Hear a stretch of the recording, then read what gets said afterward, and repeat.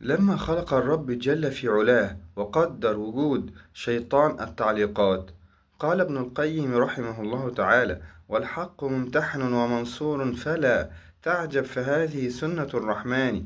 أي حق أي صح لابد أن يمتحن، لابد أن يمتحن قائله، لابد تلاقي أعداء، لابد تلاقي حد طالع شيطان يعلق عليك في موقف أو في فيديو أو في تسجيل.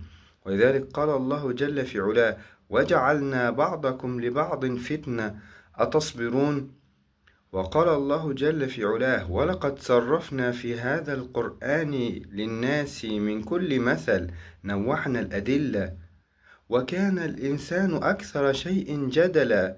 وإذا كان الإنسان بيجادل في الرب جل في علاه وفي وجوده وفي القرآن وفي الأنبياء، فمش هيجادل في موقف أو يعلق عليك في فيديو. فهل أنت عشان شيطان التعليقات هتسيب الصح؟